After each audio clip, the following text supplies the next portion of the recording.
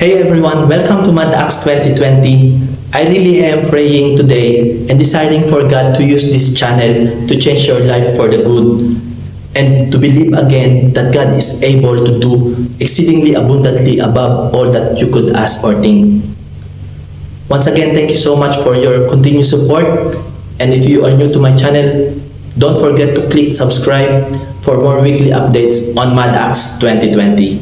God bless everyone, God cares. Hello, ayun po, nandito kami ngayon ni Kuya Jeff sa Anglican Religious Complex. Atin po kami ng leadership, master class ni Pastor Steven Prado.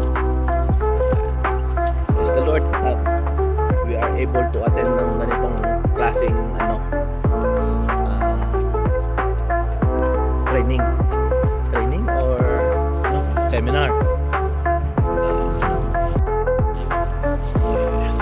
So momento ako sa Manila pa. Malapit lang. Madilim. Magta-taxi ka, malapit lang sa taxi. Pag dito. Pag sa Pilipinas, alalayo ng mga venue. Manila. Guys, nakapasok na kami sa Anglican pwede naman siguro. Anglican. Papunta na kami doon sa room. Kita namin mamaya. Punta na kami guys sa loob. Yun o. Kunti pa lang din. Oo, sabi. Basta yung kita natin. Dinig talaga no? So, ayan po. So, ayan yung registration. A few moments later. He was actually in the cave of Adullam. Everybody say Adullam. Adulam. Now, ano po ang Adullam? Yung Adullam po, yung pag may kanin ka pa, you will add ulam. Okay? Everybody say Adullam. Nakita ni David ang kanyang sarili na nagtatago sa kuweba ng Adullam. At nung napalitaan ng kanyang mga pamilya, napalitaan ng ibang tao, the word spread quickly that David was hiding in the cave of Adullam. Pero imbis na mga rescuer, imbis na mga soldier, imbis na mga nobleman ang sumama sa kanya doon sa cave ng Adullam, ang sabi na scripture, 400 distressed people joined Christians na minsan i-develop ng Panginoon in the dark. Amen? There is part of leadership. That is part of leadership development. Hindi porket may potential, pwede ka nang humawak ng mikropono. Because magandang may altitude, magandang may elevation, magandang napopromote, pero kung may altitude, walang attitude na maayos, sabi nga ni John Maxwell, hindi ka magtatagal. Your charisma may brought you somewhere, your talent may brought you somewhere, but at the end of the day, character is more important than what you do. Amen. Ano po mga kapatid? Amen? So ano nangyari? Doon sa loob ng kuweba, hinugis sila. Kasi mahirap na pumugisan pagkakatagal mo. Right. Di ba yung simento? Pagka nagpapagawa ko ng kalye, lalo pag mga flood control yan, di ba? Di ba, nagpapagawa ka ng kalye, may hulmaan yan eh. Hanggang dito lang. Tapos ibubuhos nila ngayon ng simento. Tama ho ba mga kapatid? Bakit hindi nila lagyan ng hulmaan pag natuyo na? Patuyuin mo muna, tsaka mo lagyan ng hulmaan. Hindi, di ba? Yung hulmaan na uuna. Kasi kailangan alam mo agad yung boundary muna. This is what you should do, this is what you should not do. This is who you are, and this is who you are not. Kasi pag mas malambot, mas madaling hulmahin. E pag natigas na, pag kinurek mo, kontrabida ka pa. Tama? Pastor, ang hinahon ng pagkukorek ko. Totoo po yun, Pastor. Kahit gaano kahinahon ng pagkukorek mo, labas mo minsan kontrabida pa. Bakit? Right. Matigas na. Right. Pansinin niyo ang Diyos. When He works in our lives, He works in real time. Habang malambot pa, habang messy pa, habang imperfect pa tayo, yung shaping process, gawin mo habang basa pa. Habang marumi,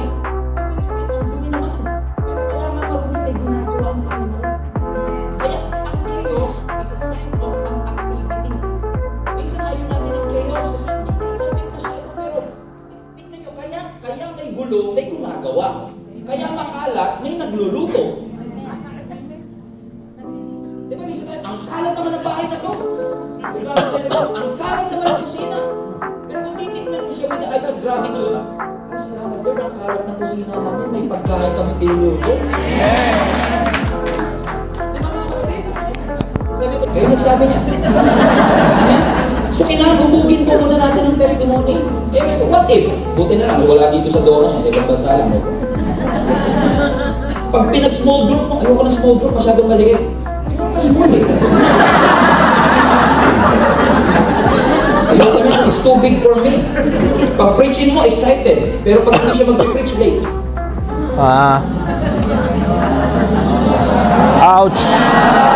Ouch! Sa ibang bansa. Pag pinag-worship lead mo, grabe performance eh. Pero pag siya nandoon sa upuan, wala kayo sa tono.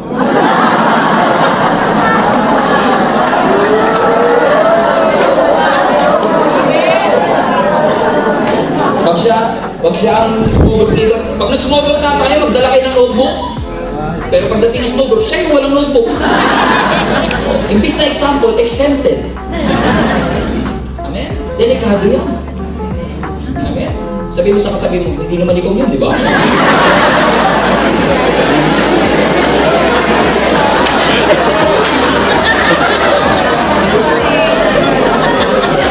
Everybody say shake! Shake! Shake their character. Stretch nyo sila. Stretch nyo sila. Encourage nyo sila to get out of their comfort zone. Amen? I-challenge nyo po sila, hindi sila lalago pag di sila na-challenge. Right. Shape their character. Turuan nyo po ng faithfulness. Turuan nyo ng accountability. Turuan nyo ng humility. Bago nyo turuan yung kamay, puso muna. Right. Puso ang unahin. Shape their character first. And then we can go to the hands and the skills. That's point number 3. Number 3, if you want to develop a leader, spot their potential. And number 2, Shape the character. sharpen their skills. First Samuel pa rin. Verse pa rin po natin. Sabi, David left God and escaped to the cave of Adullam, where his brothers and his father's household heard about it. They went out there, and all those who were in distress or in debt or discontented gathered around him. Everybody read that last part. And he became their commander. Ibig sabihin, si David, na pinuntahan nila, yun ang kanilang naging leader. Yun ang nagturo sa kanila kung paano lumaban. Yun siya ang nagturo sa kanila kung ano yung mga know-how. Bakit? Alam siguro po ni David na kapag itong mga to pinalabas kong walang training, mananatiling distress to, sulod dead. Amen? Kasi yung leader na walang training, para yung sundalo na walang armor. Right. Amen? So my suggestion, bakit nyo ilabas sa gera, turuan nyo. Huwag yun. Kasi minsan may ano po tayo, malalaman mo na lang yan pag nandun.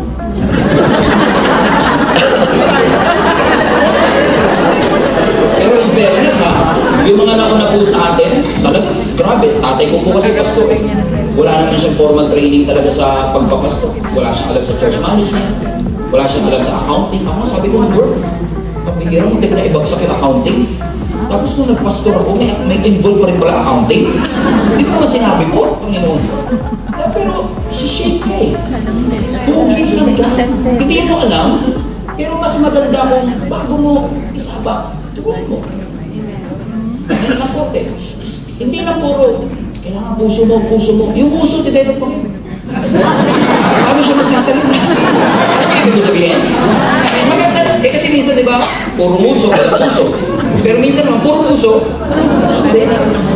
Diba? Turuan din po natin yung skills. Bakit po? Kasi hindi po aksidente na ikaw yung nauna. Kasi kung ikaw yung nauna, ibig sabihin, i-develop mo yung susunod. Amen? Buti na lang, wala dito sa Doha niyan, yung madamot. Diba? Kasi, amen, I believe that one of the greatest gift a leader can give to his church, organization, or family is longevity. Yan ang isa sa pinaka magandang regalo na pwedeng ibigay ng pastor sa church kung gusto ka pa nila. Longevity. Kidding aside. yung bumaba yung buhay natin. Kasi pag mahaba pa po ang buhay natin, mas marami pa tayong madedevelop para sa kanyang kaluwalhatian. Marami pa tayong maituturo para sa kanyang kaluwalhatian. Amin po mga kapatid. So, sharpen their skills. Huwag mo lang, kamusta? Pastor, pinagpe-pray mo na ba siya? Tinitrain mo na ba siya? Hindi, pinagpe-pray ko na siya. Yes, pray for them, sure. But prepare them to. Ihanda mo sila na, ako pag may nagtatanong po sa akin, lalo po sa mga leadership team na tinitrain ko po sa church namin, pagka tinatanong ako, Pastor, ano po ang advice niyo sa mga young leader? Sabi ko, 2 words, brace yourself. Kasi kahit gano'n ka kahanda, mabubulantang ka sa aabutan mo pag naging leader ka. Iiyak ka na walang makakapansin at makakaalam. Mapupuyat ka ng hindi nila alam. Mapoprostrate ka ng hindi nila alam. Madidisappoint ka ng hindi nila alam. Ma-heartbroken ka na hindi nila alam. Akala nila okay ka lang, you have it all together, pangiti-ngiti ka lang, but you are broken and dying on the inside. Pag kami nagsasabi, Pastor, ba't naman ganun? Iniwan niya ako, hindi man lang siya nagpaalam. Tagal ko nag-invest sa kanya, bigla na lang po lumipat ng ibang bansa, hindi man lang nagsabi po sa akin. Sabi ko, welcome to leadership. Amen? Sabi mo kasi katabi mo, frustrated ka ba? Welcome to leadership. Sabi mo ulit, umagastos ka ba? Welcome to leadership. Gusto mo naman sumuko? Welcome to leadership. And ganun talaga eh. Mag-i-invest ka, pero minsan yung investment mo, parang hindi nila masusukli. Yan po ang rason kung bakit ayoko maging pastor. Dahil tatay ko, pastor. Alam ko, hirap. Pero yung tatay ko po, old school yan eh. 35 years na nagpapastor po tatay ko. Old school talaga yan. Pagdating ng Tuesday yan, umaga pa lang, aalis na ng bahay. Ito ang alam ng lahat ng member namin. Masaya yun nung umalis. Diba ba? Kwento si, anak din ng pastor. Umalis siya, masaya eh. Pag-uwi, umalis siya, mabait. Pag-uwi, nasiraan na, mabait. Kaya minsan, the closest to you will experience the worst version of yourself. Unfortunately. Amen? Because, binuhin mo, lalabas ka, kakausapin mo yung asawa, nag-aaway, gusto mag-iwalay. It takes a toll. Nararamdaman mo siya eh. Nadadala mo siya, unfortunately. Amen? Tapos pag-uwi mo, di ka makakatulog. Sila ang himbing ng tulog dito.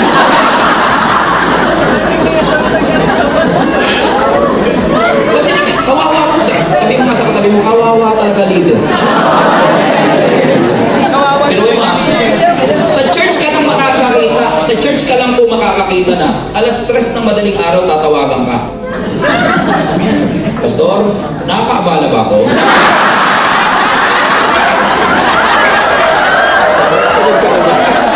Gusto mong sagot ko. Ay, actually, kanina ko pa inaantay tawag.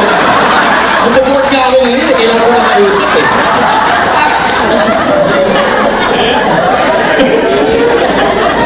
Tinuod. Alam mo ang Bisaya? Tinuod eh. Totoo talaga. Tapos, magpapa-counsel sa'yo. Pansinin mo mga doktor. Diba? Tatapik-tapikin ka nandito. 500. Diba? Kakausapin ka saglit ng attorney. 800. Yung pastor kakausapin. 9 o'clock in the morning mag-i-start yan. Matatapos yan alas 3. Nang pagtapos ng alas 3, magang-magamatan ng pastor, magang-magamatan ng kinakounsel. Tapos pag pastor, wala akong pamasahe.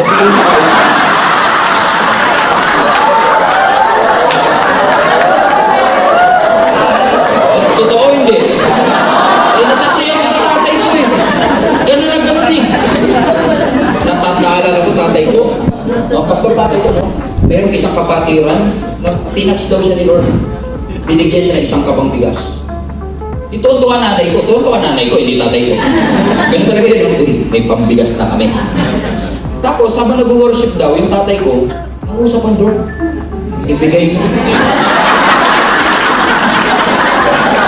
Now, for context, talagang wala na kaming bigas. At tingin namin doon sa bigas na yun, answered prayer. Amen? Pero apparently, may iba pa palang prayer na pinapakinggan si Lord.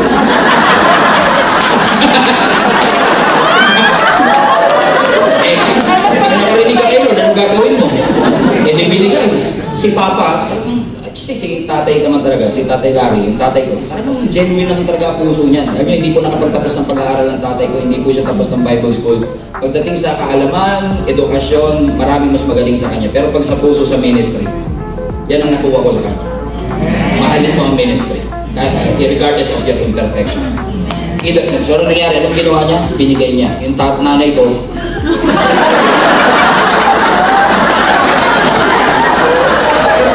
kung iba-iba, iniisip mo.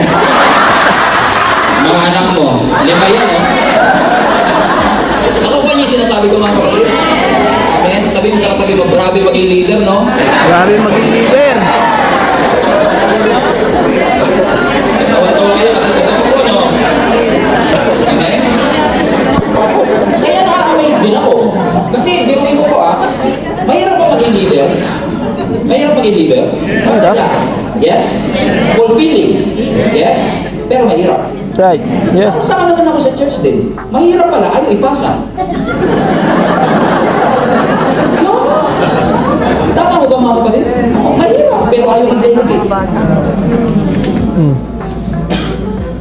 Ayaw turuan yung iba. Pero pag tinanong mo, mahirap pa, mahirap mo eh. Ba't ayaw magpasa? Gusto ko lang nahihirapan.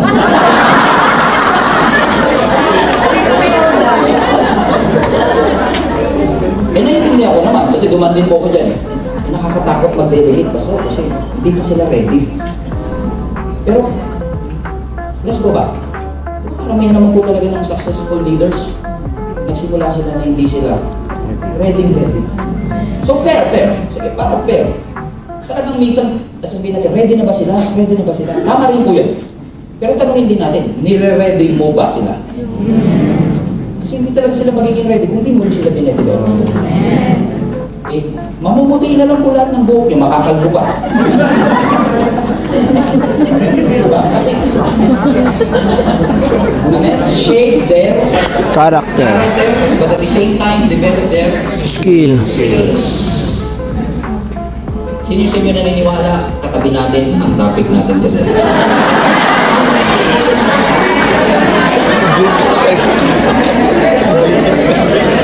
Question. Sino po sa inyo nananalangin na pagkakalooban po kayo ng Panginoon ng mga leaders that will support the advancement of God's kingdom? High capacity talaga. Sino po sa inyo nagpe-pray ng expansion? Ulitin ko po, nagte-take notes yung angel, hindi kayo na-take notes. Sino po sa inyo ang nagpe-pray ng expansion sa kanilang mga ministry? Lord, expand our territory. And even cross-cultural engagement, Lord, in the name of Jesus. But, church, expansion means what? When you pray for expansion, what do you really mean? Diba? When you say expand us, Lord, ang ibig mo sabihin nun, we need more leaders.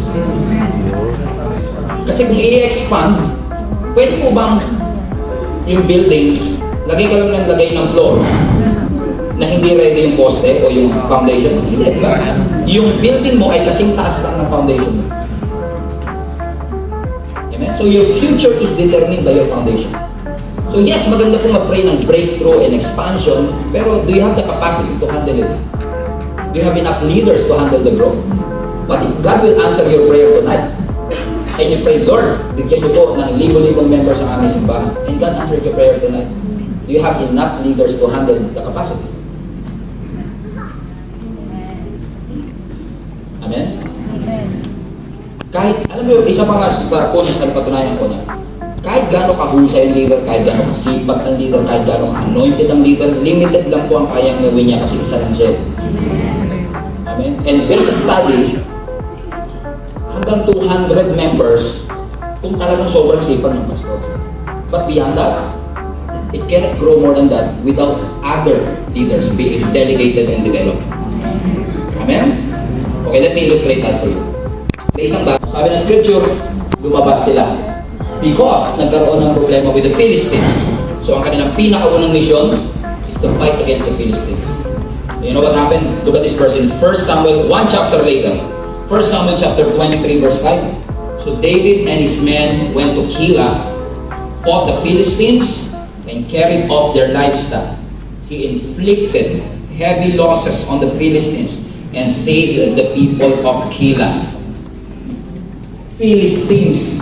Talaga meron silang unfinished business, ano? Kasi si Goliath ay Philistine. Amen? Pero watch this. Sino yung lumaban? 30 mighty men. Well, technically, it's 37. All in all, kasi may napalitan eh. Alam niyo ibig sabihin? 30 mighty men. Lahat na pinanggalingan. Stress. May utang. Diba? Discontented. Tatlong diyan. Pero, nakilala niyo ba? Sabi, mga distress kayo. Hindi na nakita yung pagiging distress na na-develop na. Amen o mga kapatid? Ano ang kaibahan ng caterpillar at ng butterfly? Magapang siya lumilipad. Diba yung caterpillar, parang uod yan eh.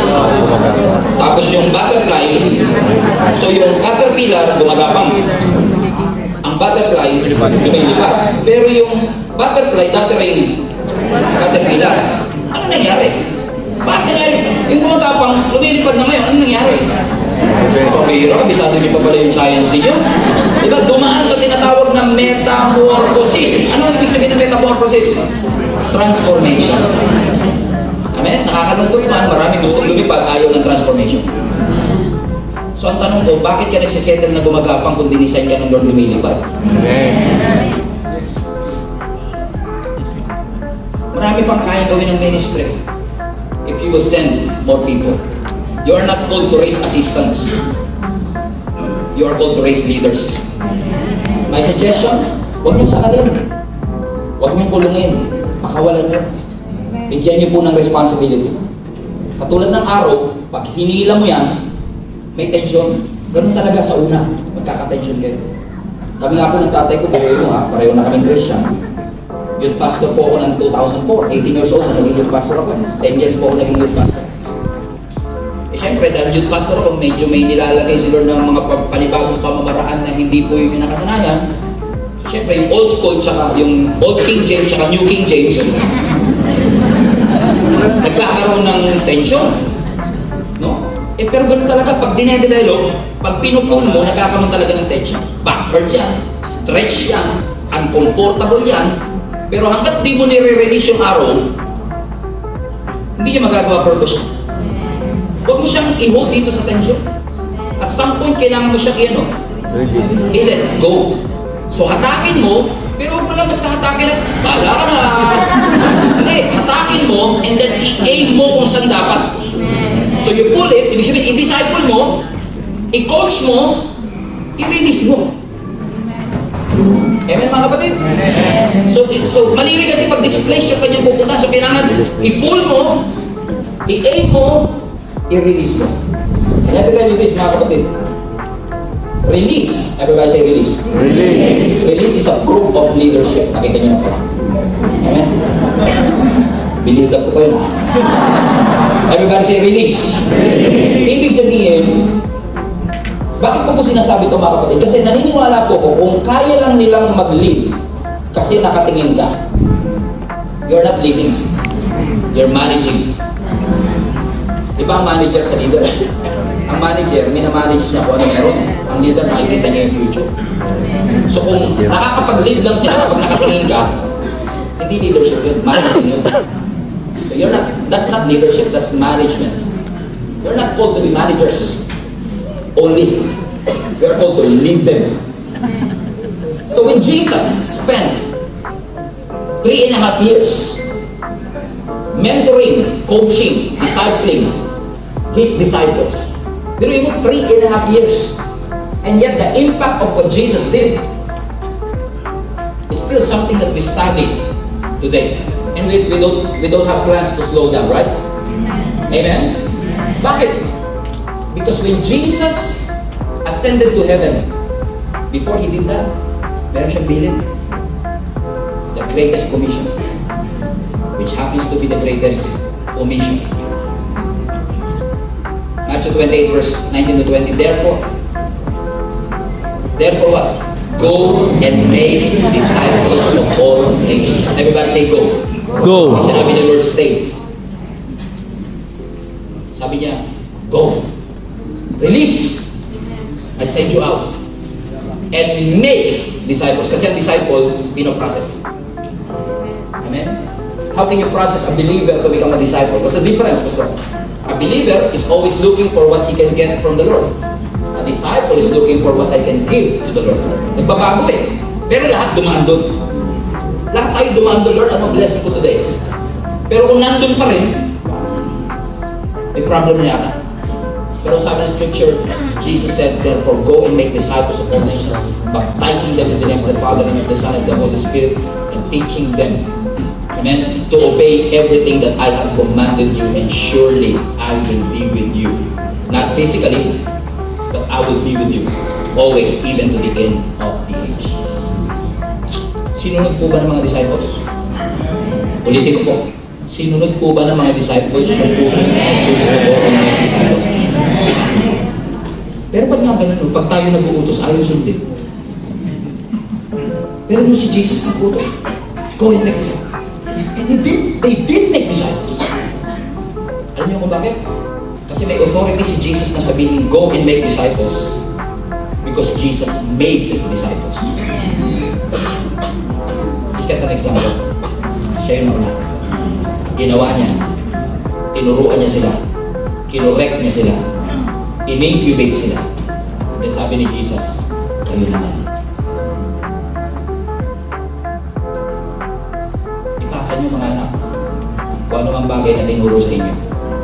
Kasi doon nagsisimula ang leadership development. Amen? Amen.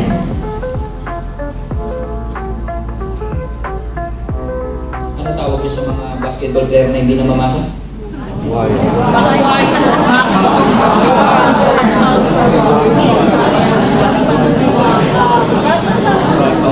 Diba si Jesus na pinasa niya eh. Pinasa niya sa 12 disciples, hindi naman 12 disciples, pinasa. Hanggang mo si Peter, nag-preach siya. One preaching, 3,000 God saved. Baliktad eh. Sa panahon natin, 3,000 preaching, isa ligtas. Pero kay Peter, one preaching, 3,000 God saved. Next meeting, 5,000 people got saved. Susunod, hindi naman, sabi na lang ng Bible, multitude. Sa dami ng pinagpasahan, pinasa hanggang 1,500 sa karating sa Pilipinas. Pinasa hanggang 1975 nakarating sa Jesus sa Life Community. Then pinasa hanggang 1993 nakarating sa Jesus sa Life Monumento. And then pinasa hanggang 2013 pinasa sa akin. And then pinasa hanggang November 9, 2025 sa Anglican Complex, Religious Complex. Pinapasa ko ngayon sa inyo. Tingin ko sa langit. Thank you. Nakatingin yung mga angel, oh. Sabi ng mga angel, ano plano nyo dyan? Sabi mo sa katabi mo, ipasa mo. Ipasa mo. Everybody say release. Release! Yes? Release. Pero pag pinawalan nyo, hindi naman ibig sabihin na inabanggit ninyo.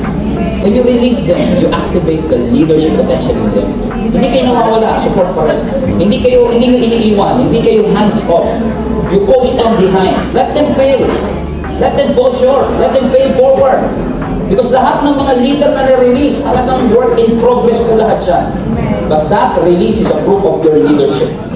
Because leadership success is not measured by how many people follow you, but how many people you can release. So release them. Sabi mo sa katabi mo, please release me, let me go.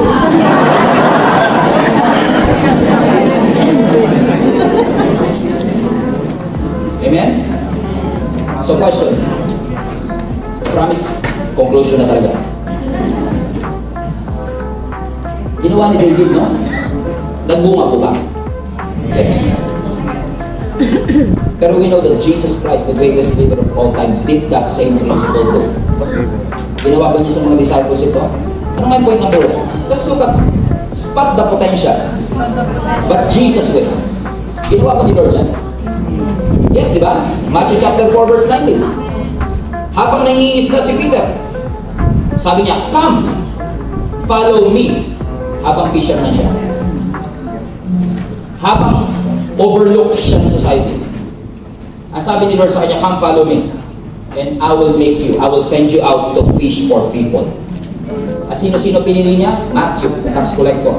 Na habang nasa opisina pa, tinawag ni Lord. Pero hindi nag-hesitate iwanan ang kanyang trabaho para sumunod sa ating Panginoon. Hindi pumunta si Jesus sa templo, sa tabernacle, sa synagogue. Hindi niya pinuntahan yung educated. Ang hinanap niya, hindi impressive.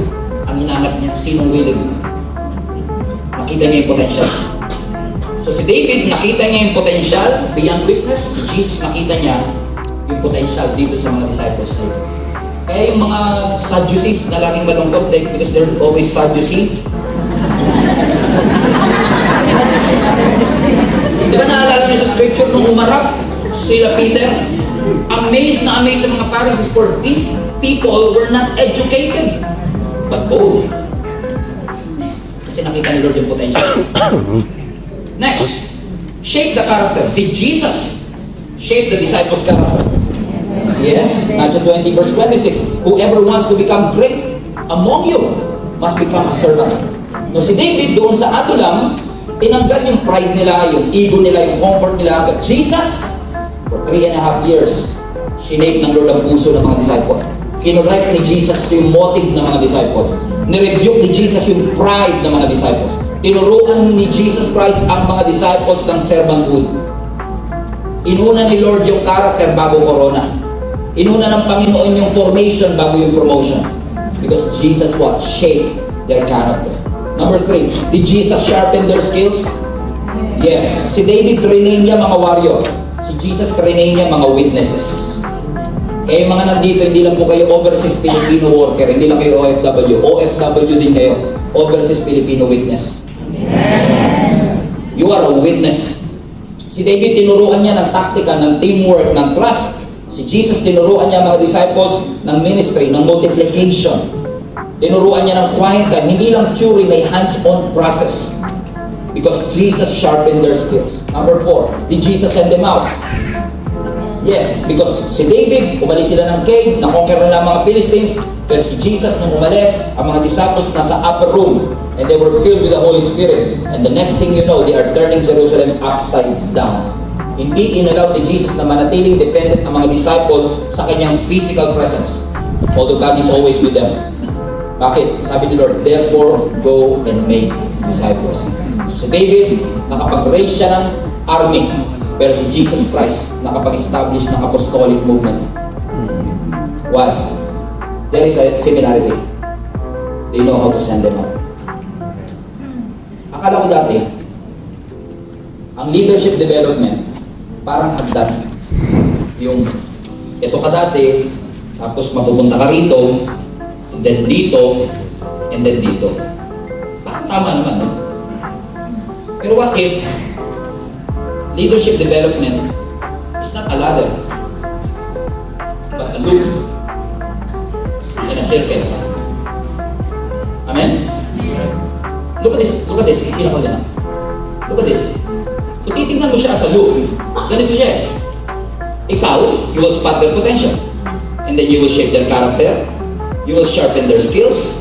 You will send them out. Tapos yung pinakawalan mo, mag-i-invite, mag-shape ng character, mag-sharpen ng skills, and they will send that person out. And then you send them out niya. They will spot another person with the potential. They will shape their character, they will sharpen their skills, and then they will send them out. It's not a ladder. It's not promotion. It's a loop. Naalala mo yung parable of the talents? Yung 5, binigyan ng 5 talents, naging 10. Ano binigay sa kanya? Sabi niya, well done, my good and faithful servant. Ano binigay sa kanya? Medal? Trophy? Another responsibility. Kaya pag napopromote kay Lord, hindi binibigyan ng trophy. Ang binibigay, dahil tapat ka sa konti, dadamihan ko. Amen? Correct? Because it's a loop. It is a cycle. And I believe mga kapatid, kapag ka naging principle natin ito, that leadership is not a ladder but a loop, magugulat po kayo sa kayang gawin ng Panginoon sa ating mga churches. Hindi lang po dito sa Doha Kagat, kundi sa mga simbahan all over the world. Amen? Asan ka sa loob na ngayon? marami sa inyo, nandun na kayo sa sharpen your skills. Pero may mga nagmumultong karakter.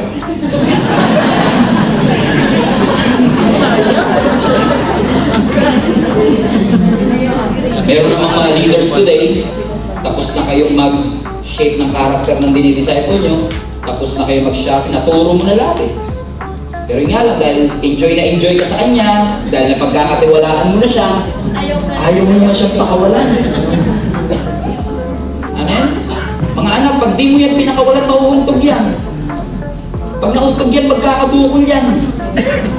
Amen? Matuto tayo na pakawalan. Lalo po kayo dito, hindi po guarantee na makakapag-stay ang isang tao ng 5 years. Hindi guarantee makakapag-stay sila ng 3.